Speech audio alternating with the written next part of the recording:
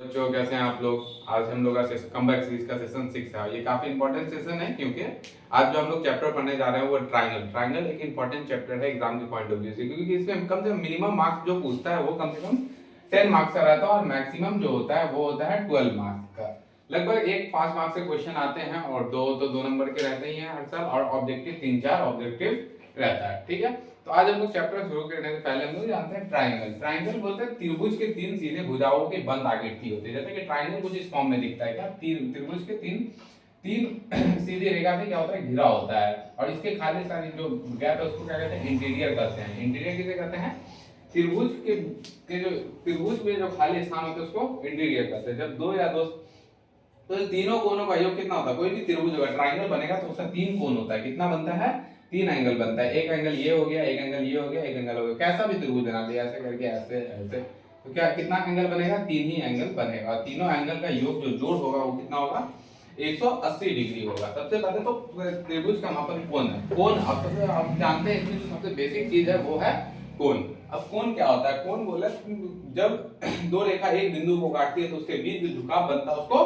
कोण कहते हैं। हमको त्रिभुज समझने से पहले कोण समझना होगा, क्योंकि त्रिभुज में कितना कोण होता है, 3 कोण। अब कोण समझना जरूरी है। तो बीच झुकाव जो होता है उसको कोण कहते हैं। कोण 6 प्रकार के होते हैं। न्यून कोण, तो यहां से हम लोग शुरू करते हैं, ये 0 डिग्री होता है। एक कोण अगर यहां से ले, एक त्रिभुज, तो यहाँ पे कुछ कोण बनेगा। क्या हो गया, 0 से बड़ा है, 90 से छोटा है। मान लीजिए 0 1 2 3, ये 10 डिग्री होगा। ये हो गया एक एंगल। यहाँ से एक त्रिभुज बन सकता है और यहाँ से भी एक त्रिभुज बन सकता है। आ रही बात समझ में।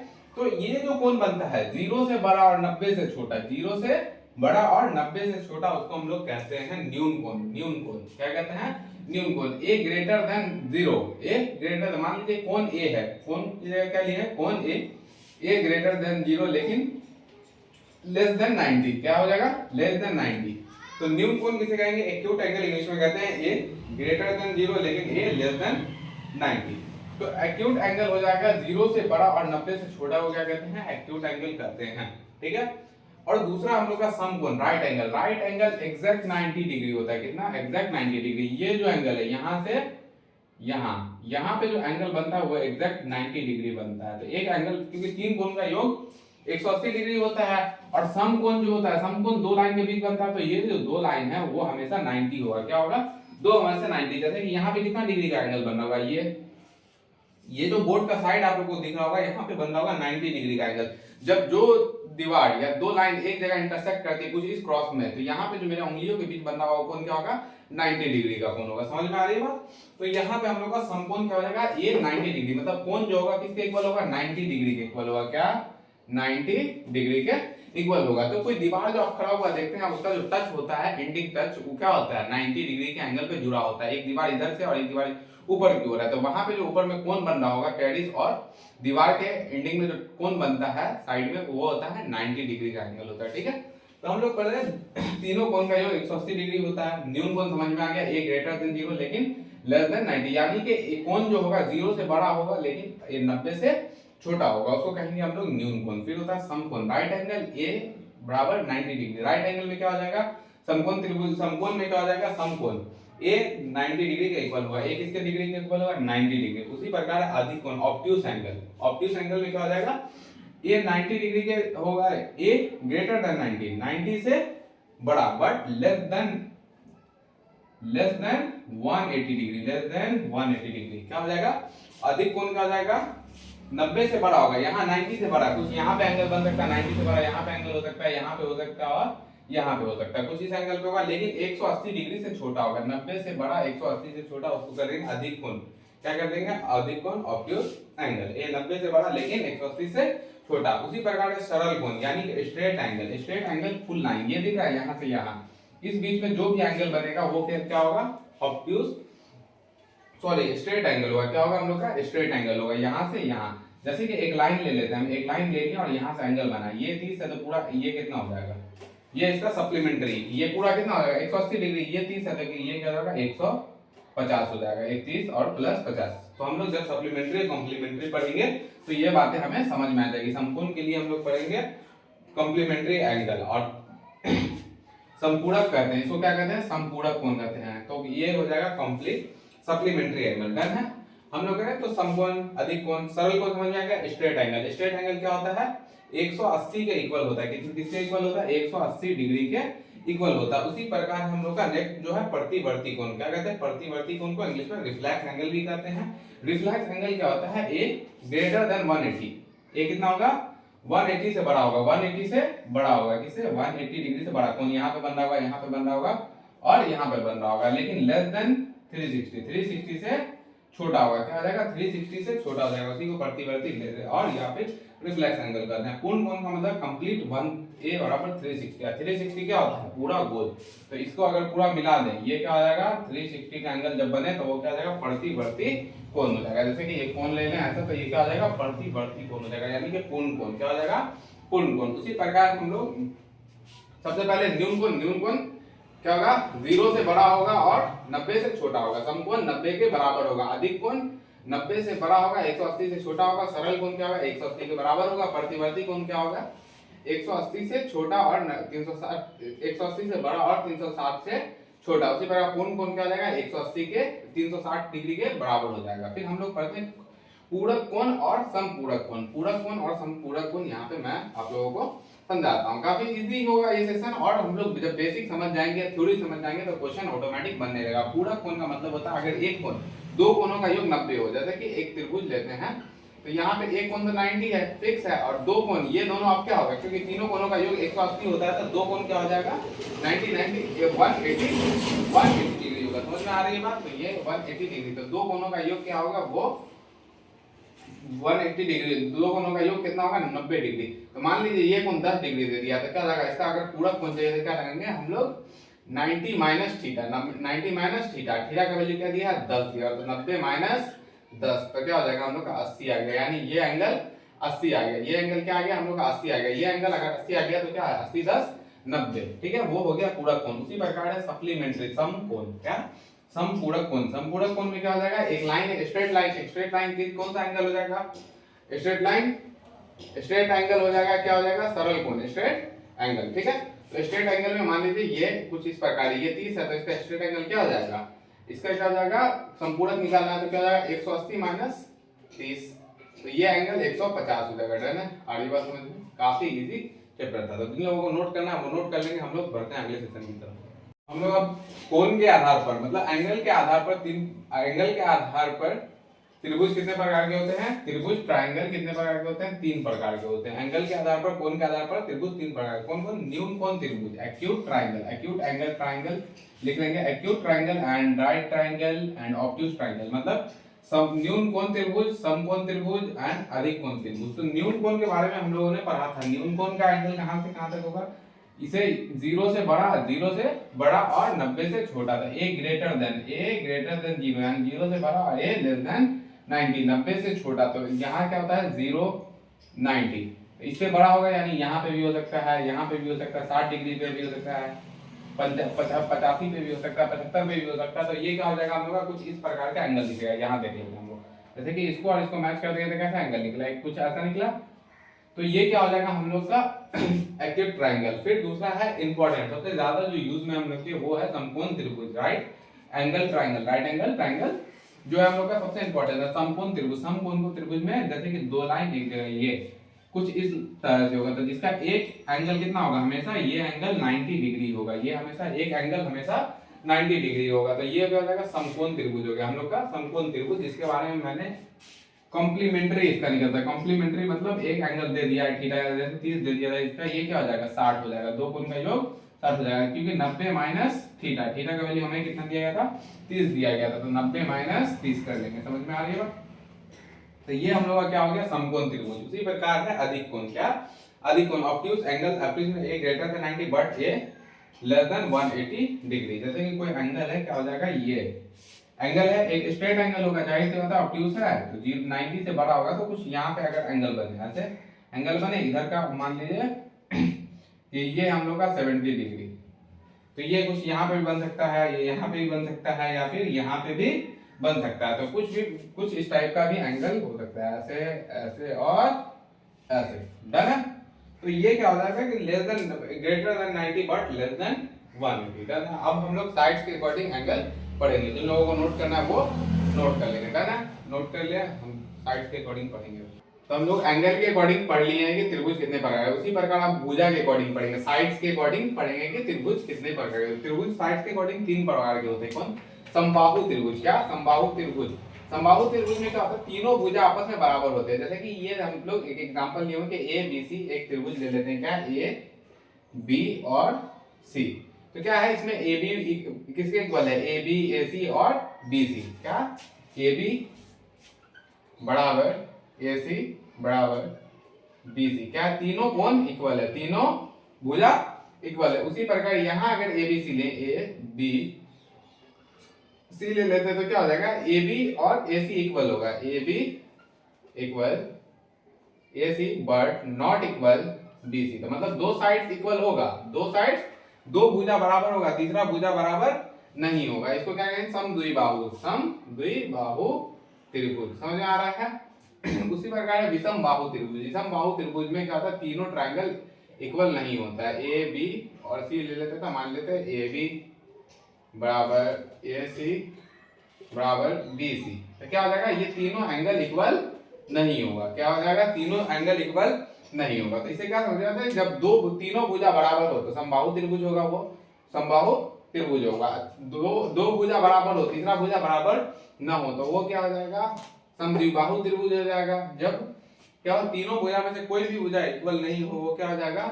विषम बाहु त्रिभुज होगा। समझ में आ रहा है बात? हम लोग ये चीज सारी चीज डन कर चुके हैं। जिन लोगों को नोट करने की जरूरत है वो नोट कर लेंगे, क्योंकि ये जो है बेसिक है। क्या है? चैप्टर 6 का बेसिक है। ये अगर हम कंप्लीट कर लेते हैं तो क्या होता है? हम लोग का 6.1 यूं ही क्लियर हो जाता है। उसके बाद हम लोग क्वेश्चन करेंगे। पार्ट 1 में हम लोग क्या करेंगे? थ्योरी क्लियर कर लेंगे, जितना भी बेसिक है उसका क्लियर कर लेंगे। डन है? जिन लोगों को नोट करना नोट कर लें। तो हम लोग यहाँ जाएंगे, करने जा रहे हैं चतुर्भुज। चतुर्भुज जिसमें 4 भुजा हो। भुजा कितना हो इसमें? 4 हो। अब जैसे 4 भुजा होता है तो चारों भुजा का अगर योग निकाले, इसका अगर ये पार्ट कट करते, ये पार्ट कट करते और सबका एंगल निकाले तो हम लोग का निकलता है 360 डिग्री। अगर इस बीच से लाइन ले ले तो हमें निकलता है 2 ट्राइंगल मिलता है। जैसे कि A B C and D. तो हम लोग को यहाँ 2 ट्राइंगल मिल चुका है, A D C and A B C. 2 triangle मिलेगा। एक ट्राइंगल का जोड़ कितना होता है? एक त्रिभुज का योगफल, कोनों का योगफल कितना होता है? 180 डिग्री होता है। तो 180 प्लस 180 इसका क्या हो जाएगा हम लोग का? 360 डिग्री हो जाएगा। कितना? 360 डिग्री हो जाएगा। इसलिए यहाँ पे चतुर्भुज करना जरूरी है। चतुर्भुज 4 प्रकार के होते हैं, 6 प्रकार के होते हैं। कितने? 6 टाइप के होते हैं। तो सबसे पहले हम 2-2 करके कर रहे हैं। यहाँ वर्ग स्क्वायर, क्योंकि 2-2 सिमिलर दिखते हैं। स्क्वायर का मतलब चारों भुजा आपस में बराबर हो। जैसे कि यहाँ पे एक कॉपी है। अगर कॉपी को दोनों साइड से ओपन कर दे तो इसका क्या है? चारों साइड इक्वल हो जाएगा। क्या हो जाएगा? चारों साइड इक्वल हो जाएगा। तो इसको हम लोग क्या कह लेंगे? स्क्वायर कर लेंगे। उसी प्रकार आयत है, अगर इसको अगर फोल्ड कर दे, ऐसे बंद कर दे तो क्या हो जाएगा? इसका ये एंगल और ये एंगल इक्वल होगा, ये एंगल इक्वल होगा। ठीक है? तो जैसे कि चारों भुजा बराबर होते हैं, एक स्क्वायर बनाते हैं। क्या बनाते हैं हम लोग? वर्ग। तो यहाँ क्या हो जाएगा? ये चारों बराबर होगा, ये चारों बराबर होंगे, ए बी सी और डी। तो ए बी ए डी और बी सी सी डी, ये चारों क्या हो जाएगा? इक्वल हो जाएगा। क्या? ये चारों इक्वल होगा, मतलब चारों भुजा बराबर होंगे और सभी कोण कितने डिग्री का होगा? 90 डिग्री का। ये भी 90 होगा, ये भी 90 डिग्री होगा और ये भी 90 डिग्री होगा। और ये बात समझ में? और ये भी 90 डिग्री होगा। ठीक उसी प्रकार अगर आयत पर रेक्टेंगल पर है तो आमने सामने की भुजा बराबर होगी। मतलब ये कुछ इस प्रकार का, जैसे कॉपी का एग्जांपल मैंने दिया, क्या हो जाएगा? रेक्टेंगल में आमने सामने की भुजा बराबर होगी। ये जैसे कि इसमें क्या है? ये और ये इक्वल होगा, ये और ये इक्वल होगा। ठीक है? जैसे कि हम लोग एक दे देते हैं ए बी। क्या? ए बी सी और डी। तो ए बी किसके इक्वल होगा? ए बी किसके इक्वल होगा? ए बी सी डी के बराबर होगा। और ए सी किसके बराबर होगा? बी डी के बराबर होगा। समझ में आ रहा बात? तो A B equal to C D, but A C equal to B D. और ये बात समझ में? ये समझ में आ गया बात? क्या? हम लोग का वर्ग स्क्वायर जिसकी चारों भुजा बराबर होगा, सभी कोण 90 डिग्री के होंगे। यहाँ भी सभी कोण 90 डिग्री के होंगे। कितने डिग्री के होंगे? 90 डिग्री के होंगे। कितने? सभी कोण 90 डिग्री के होंगे। ये भी 90। इसका योग कितना बनेगा? चारों का योग निकाले तो चतुर्भुज के चारों कोणों का योग क्या होता है?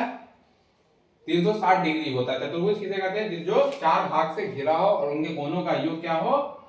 360 डिग्री। अगर इससे एक विकर्ण एक लाइन ले लिया जाए तो ये दो त्रिभुज बनेगा जिसके कोनों का योग तीनों कोनों का योग क्या हो जाएगा इसके? 360 डिग्री। आगे बात समझ में, जिन लोगों को नोट करना है वो नोट कर लेंगे। हम लोग बढ़ते हैं आगे की तरफ।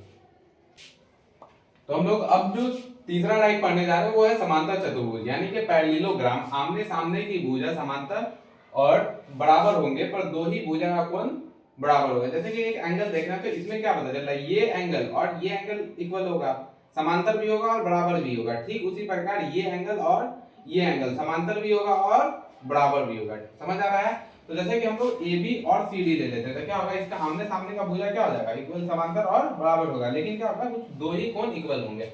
जैसे कि दो कोण में, जैसे कि ए कोण 60 ले लेते हैं, और तो दो कोण दो कोण एक 60 हो गया और यहाँ से एक 60 ये हो गया, तो दूसरा क्या हो जाएगा? ये 120 हो जाएगा और ये 120 हो जाएगा। तो ऐसे करके क्या हो जाएगा? दो ही कोण समान होगा। क्या?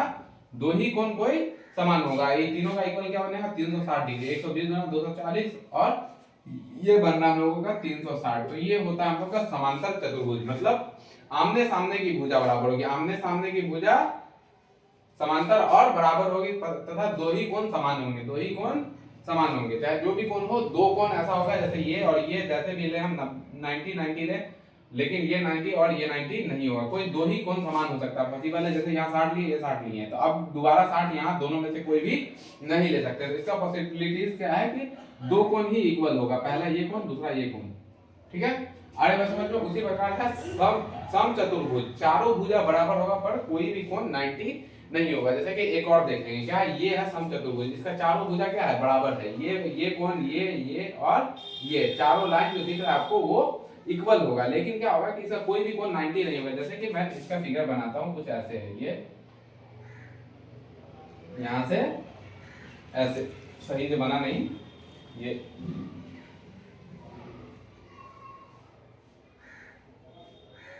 कुछ इस एंगल का है। क्या? तो इसके चारों भुजा बराबर होगा। क्या हो जाएगा? चारों भुजा बराबर। जैसे A B और C एंड D लेते हैं तो ये इक्वल हो जाएगा। ये जो साइड करेंगे ABCD इक्वल हो जाएगा और BCD भी इक्वल होगा। चारों भुजा बराबर होगा। लेकिन कोई भी 90 के एंगल पे, जैसे कि इसको ओरिजिन ले लें और इसको 90 के एंगल बनाए, तो ये कोण 90 बन सकता है? नहीं बन सकता है। 90 कहां बनेगा?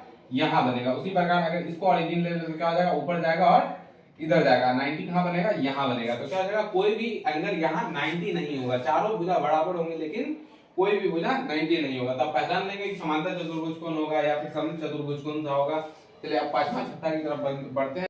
हम लोग पढ़ेंगे एक समरूप आकृतियां। और समरूप आकृति का मतलब होता है जो दिखता सेम है। क्या? दिखता सेम है लेकिन होता नहीं है। जैसे कि आजकल के इंसान दिखते हैं लेकिन होते नहीं है।